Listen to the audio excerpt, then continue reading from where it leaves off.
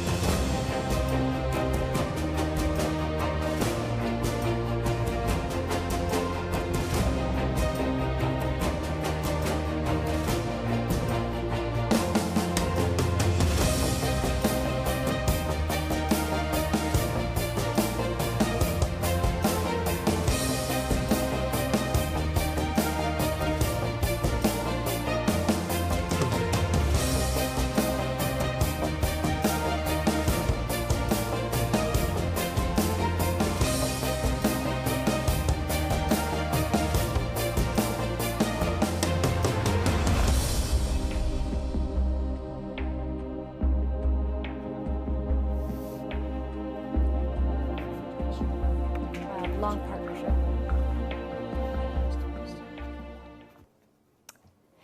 Well, great footage of Solar Impulse 1 there from San Francisco, and hopefully we'll have similarly fantastic footage from Solar Impulse 2 in the not too distant future. And here I have Dr. Boss, who is a very important member of the team here at the MCC. You are the physician on site. Not for us, but for Bertrand and Andre. So tell me, you have a long partnership, you and Hirsladen, I'm pronouncing it correct, Hirsladen have a long partnership. Tell me about that. Yes, we started a partnership in 2008 when Solar Impulse asked Hirsladen to furnish every medical equipment, medical assistance also. And my first job was, I'm a general physician, and my first job was to analyze the different problems and then to find the specialist to solve that problem. So we have a specialist for high altitude medicine, we have a specialist for sleep medicine, we have partners for alimentation, which of course is a very important issue, and so on. We had sponsored by Hirsladen, we had this team, and we worked together now for almost 8 years. And so here we are. And of course, our main concern in the beginning was the sleep problem. And now we see that this problem, which for us was very, very important, has not been a real big issue. I mean, either Andre and now Bertrand were able to sleep at least 120 to 140 minutes every 24 hours. And we were able in hypotheses we made, in simulations we made, we were able then to show that if the pilot has 120 minutes of sleep, he's able to function normally. And 120 minutes sleep at 24 hours. At 24 hours, okay. Of course. I'm sorry, 24 hours, and then we hopefully can assume that he's able to function normally, to put this airplane on the airfield, as he will do hopefully in a couple of hours. And yeah, and so so tell me, what were some of the?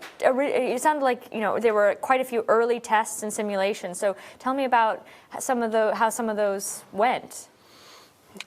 Probably the most important test was a 72-hour simulation test of André Borschberg back in 2012 or 2013. It was 72 hours in Dübendorf, and this was a very good simulation, especially from the point of view of the sleep simulation. Yeah. We were able to show that with psychometric tests, these psychometric tests. I was just going to ask, what sort of do you have reaction tests, ideation tests, how quickly you react, and we were able to show that if they have this amount, as I told you, 120 minutes, then they performed after the 72 hours as well as they did in the beginning. So this was quite reassuring for us. And so that's the sleep angle, which is obviously very important. Do you happen to know how much sleep Bertrand has had so far during this flight? Sol 1 was almost 200, and now a little bit less, but it's not over the 24 hours count. It's not come, but it's probably between 140 and 170. And I'm getting voices are telling me to speak a little bit closer to your mic. There we go. The other issues, high altitude, unpressurized cabin, cold, maybe just also the stress of being in the situation. How is the pilot handling that so far? Very good. We didn't have any problem. We didn't have any issue with that, whereas you might expect to have some issues with that, because when you go from a normal pressure altitude in a high altitude, you're facing the problem of the caisson's disease, of the decompression sickness. And so people might be familiar with that from scuba diving. Basically. Yes, of course. It's exactly the same situation when a diver comes from the deep sea to the surface, or when an aviator a pilot is in an airplane without pressurization and going as high as 8,000, 9,000 meters. This is the danger of decompression syndrome, which obviously did not appear. It did not appear. Why? Because first of all, the speed of ascent is very low, and then secondly, the general physical condition of the pilots are good. And it's also very important to have an adequate oxygenation, also pre-oxidation. So all these factors were favorable, and we did not have to face this danger. I always ask the pilots, because the first symptoms are very clearly perceptible to the patient. He feels this joint pains, he feels this chokes, he makes like this. But all these things were previously, we made tests in Dübendorf in the hyperbaric chamber of the Swiss Air Force. So we were quite confident that this will not happen. But it's not because in theory it will not happen, that in practice it might not happen. But fortunately, we did not have to face this problem. No, it's quite a serious one. I know with diving, it's definitely one that I'm very familiar with. What about how do you monitor Bertrand? Do you have? I know he's got on his finger. It's on his finger, I think, or maybe it's on his headband. He's got sort of sensors to tell his oxygen levels. What other? Is it just a question of chatting with him and sort of listening for any signs in terms of tiredness? What are the other tools you have to measure his health? The most important tool is of course saturimetry of the oxygen saturation. This is a very important one, because if the pilot is as high as 8,000 to 9,000 meters and he gets in any trouble with oxygen, then in 30 or 40 seconds he might lose consciousness. So it's not a question of speaking to him, it's a question to have a constant monitoring second by second of his oxygen saturation. And we do have that thanks to all the work done by the Solar Impulse engineers. And it's working very well. And what what sort of, let's say he gets, stomach upset or headache. Does he have any of this equipment in the cockpit to deal with sort of minor aches and pains or ailments that might come up? Yes, we have. Of course, this is the second aspect of my work here. What happens if something happens? You imagine that certain kind of medical problems we cannot resolve. We just hope they do not happen. But otherwise, we have small medical equipment, blood pressure, heart rate, temperature, etc. And if he runs in any trouble, we are able to give medication. One, with all this, with changing altitude, change in oxygen saturation, one might expect that the pilots get a nose problem, sinus problem, lungs problem. So for these things, we do have the medications, and we prepared that very carefully at Here's London, and he has a box with all the medications with him. And when the problem arises, then we say, take pill number 3 or 4 or 7 or 8, and we try to help him like that. Make sure it finds the right box. And what about nutrition? Are you keeping an eye on sort of his nutrition? Yes, of course. And this was in the beginning one of our main concerns. Are there differences between the pilots? Not really. I mean, the differences are mostly like a question of taste. But for me, as the medical advisor, the main issue was food safety. Yeah. I mean, if you eat whatever you eat, if you get any gastric problem or diarrhea or whatever in the middle of the Atlantic, then you are run in a very not a very pleasant situation. So we were really happy to have this collaboration with Nestlé, which is assuring the food safety. And if I may so, I say, bonjour Amira et merci pour ta collaboration. She just had a baby, she could not come here. So bonjour Amira.